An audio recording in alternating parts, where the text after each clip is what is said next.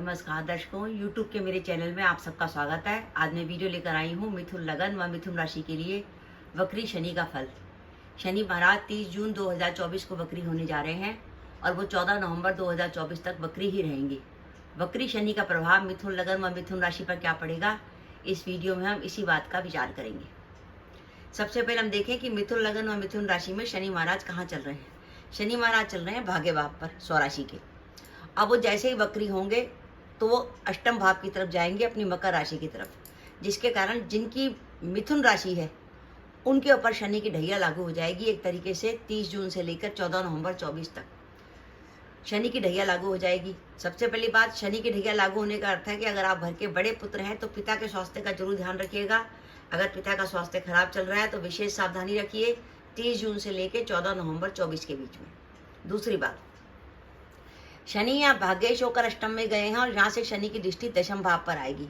शनि की दृष्टि जब दशम भाव पर आएगी, अष्टमेश जब दशम भाव को दिखेगा तो आपका मन करेगा नौकरी बदलने का। आप वर्तमान नौकरी में असंतुष्ट हो जाएंगे और आपका मन में नौकरी बदलने का विचार आएगा। तो अगर आपका शनि के वक्री रहने के दौरान नौकरी बदलने में विचार आता है तो उसके लिए उपयुक्त समय है वो है 10 अक्टूबर 2024 से 3 फरवरी 25 के बीच में आप जॉब बदल सकते हैं। ऐसी स्थिति में 10 अक्टूबर 24 से 3 फरवरी 25 के बीच में आप जॉब बदल सकते हैं। ऐसी स्थिति में आपको बेटर अपॉर्चुनिटी मिल सकती है। ये समय ऐसा है कि जब आपको अपनी संतान की ओर से खुशखबरी मिलेगी। लंबे समय से आप अपनी संतान के विवाह का इंतजार कर रहे थे तो संतान का विवाह हो सकता है। आपकी संतान नौकरी के लिए कोशिश कर रही थी, उसको नौकरी मिल सकती है। और संतान की शिक्षा के लिए भी ये समय अच्छा होगा। शनि क्योंकि अष्टम में आ गए, भाग्येश अष्टम में आ गया, जिसके अर्थ है कि भाग्येश आपका कमजोर हो गया। भाग्येश कमजोर होने का अर्थ है कि मेहनत अधिक करनी पड़ेगी और कभी कभी काम में बाधा का अनुभव भी होगा।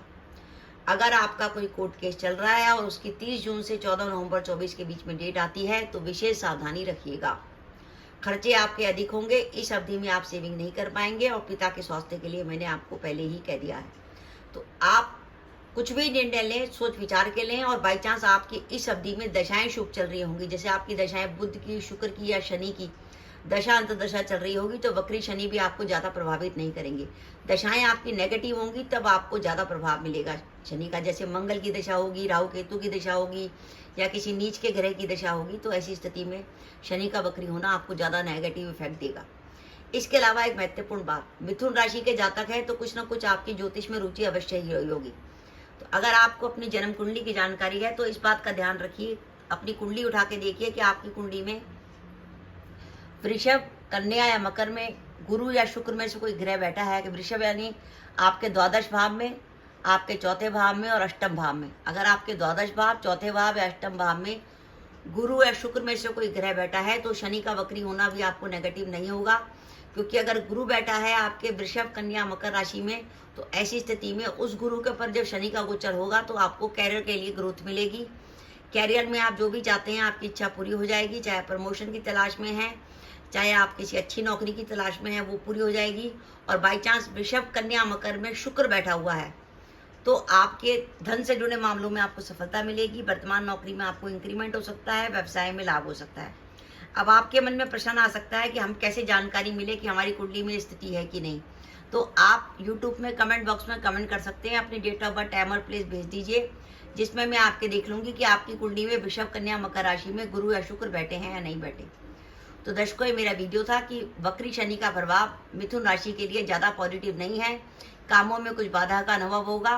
और ध्यान रखिएगा, अगर आप घर के बड़े पुत्र हैं तो पिता के स्वास्थ्य का विशेष रूप से ध्यान रखिएगा। और आपको आने वाले समय में अगर आपको नौकरी बदलनी है तो उसका शुभ समय होगा 10 अक्टूबर 2024 से 3 फरवरी 25 के बीच में। तो दर्शकों, ये मेरा वीडियो था, आपको कैसा लगा प्लीज़ कमेंट बॉक्स में कमेंट करके बताइएगा। इसके साथ ही अगर आप मेरे चैनल पर पहली बार आए हैं और आपने मेरे चैनल को अभी तक सब्सक्राइब नहीं किया तो कृपया मेरा चैनल सब्सक्राइब कर दें। साथ ही बेल आइकन को भी दबा दें, जिससे जब भी मैं अपनी वीडियो अपलोड करूं उसकी नोटिफिकेशन आपको मिल जाए और आप मेरा वीडियो देख सकें। इसके साथ ही नमस्कार दर्शकों, जय माता दी।